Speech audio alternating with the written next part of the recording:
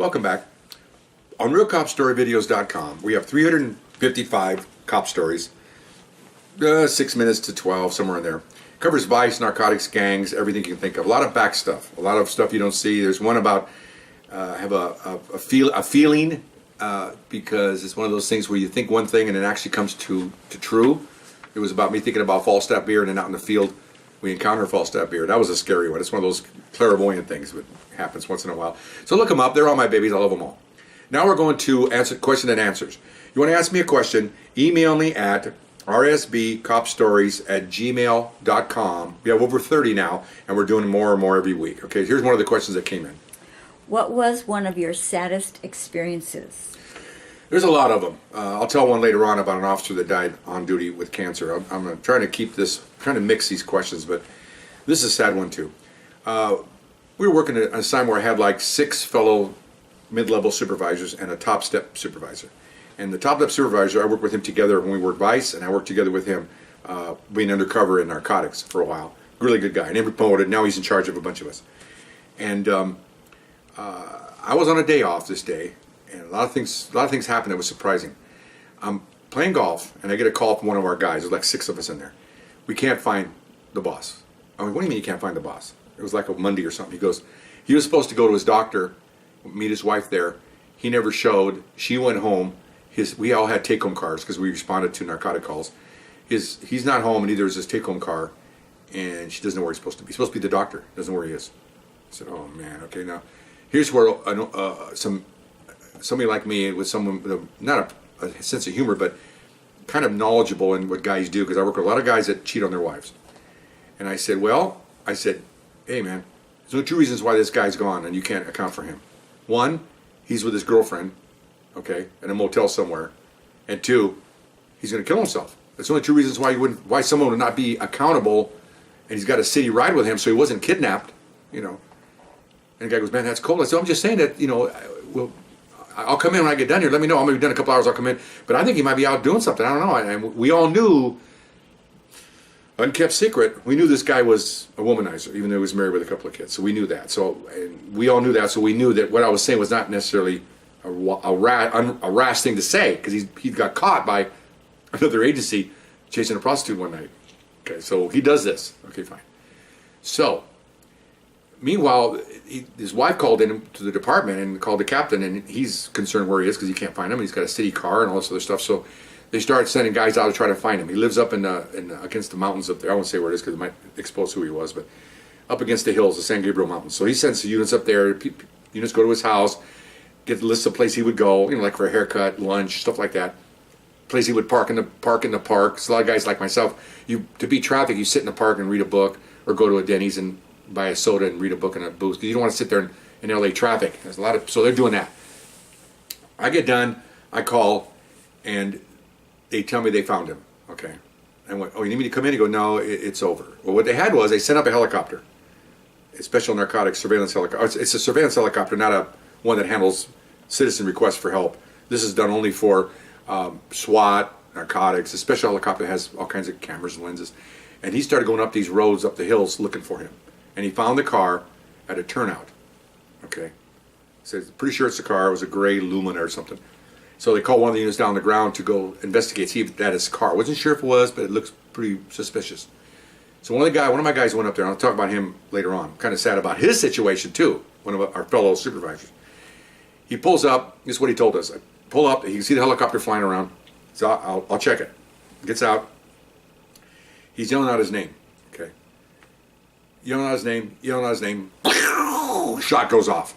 Okay.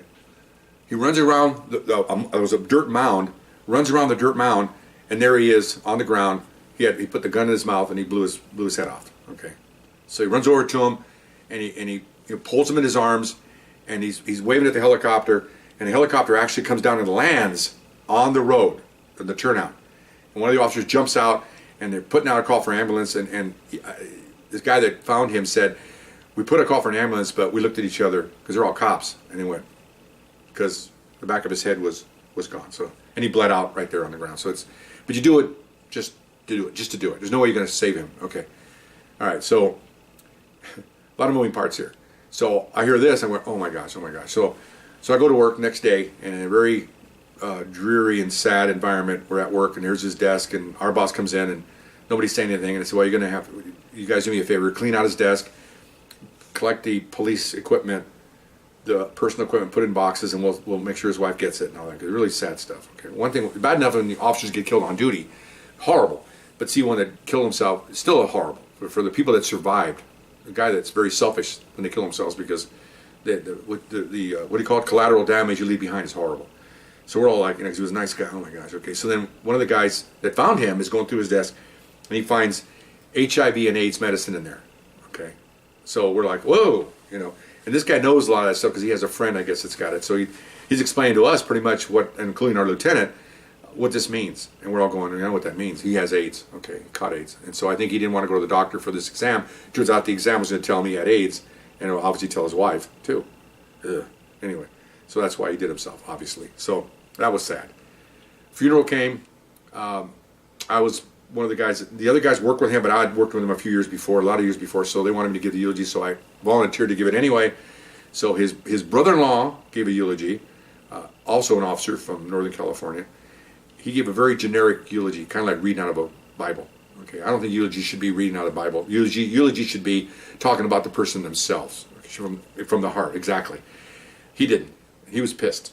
Okay, I turned out later on he was pissed because his sister might be infected. That's why he was mad, okay? And then he found out that, this guy liked to womanize and all that. Okay, fine. So she had given him some chances.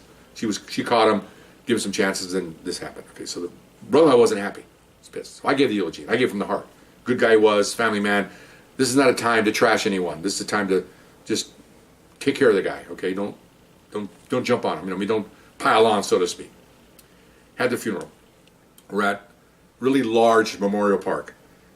We're all standing there, getting ready we're lined up. There's a police escort to there and everything. Okay, fine. We look over, and there's a woman over there screaming and crying.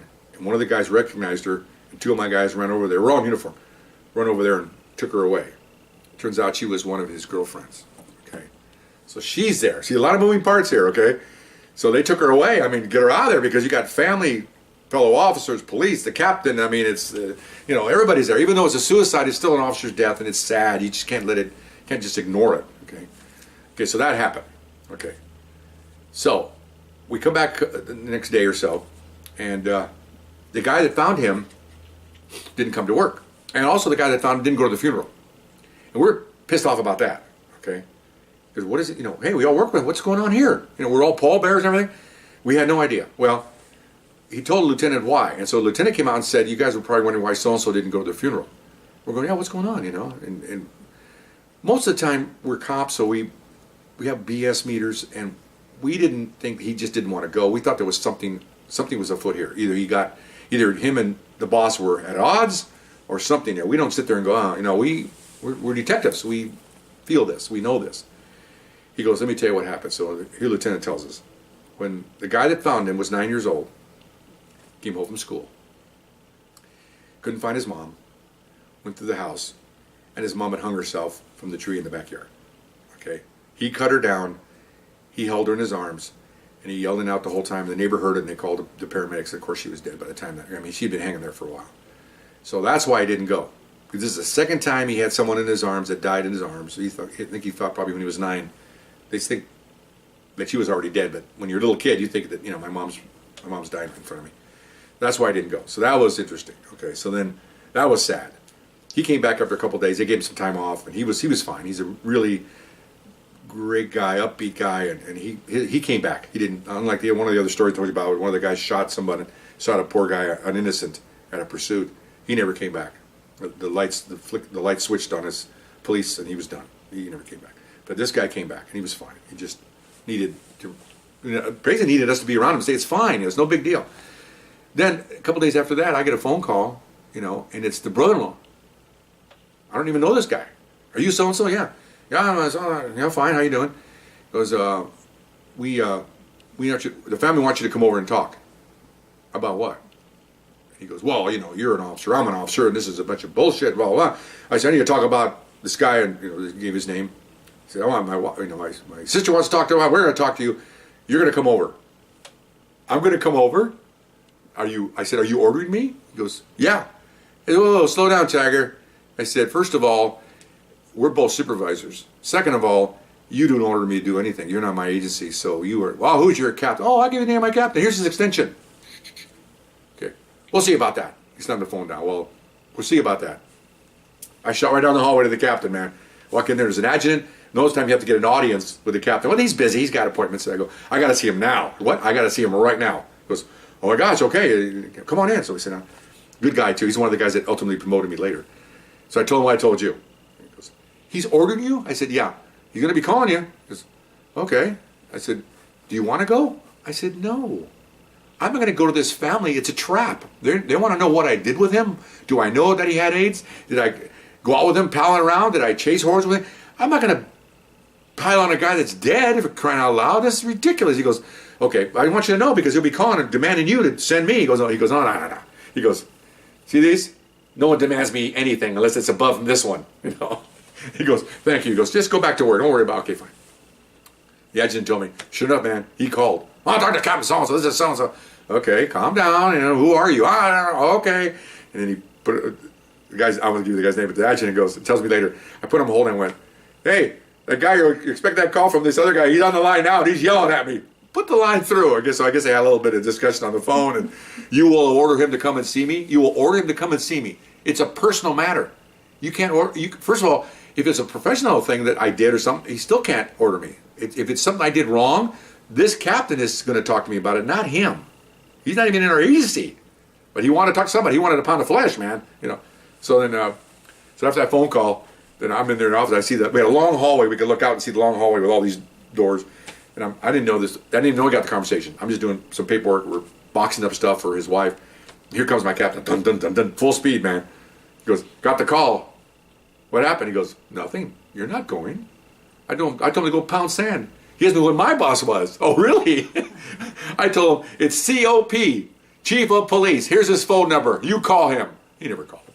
He wanted a pound of flesh. He was pissed. Well, you know, if you're pissed, then you should be pissed at the poor guy that killed himself. That's the one that infected. And it turns out, ironically, that the wife didn't have any disease. That's weird. But like, remember Magic Johnson? That's not unusual. I think his wife didn't have it either. So it's interesting how that disease kind of moves around pretty much at will, you know. So that was a sad story. Because the guy killed himself and all the collateral damage, his kids. He had teenage kids and his wife. And I mean, it's sad. We would sit around and talk about our plans. He wanted to go up to San Luis Obispo area and retire, and it's all gone, you know. So anyway, hope you enjoyed that story in the sense of interesting. I didn't enjoy telling it because it is still sad years later. So anyway, we'll see you guys next time. Thank you.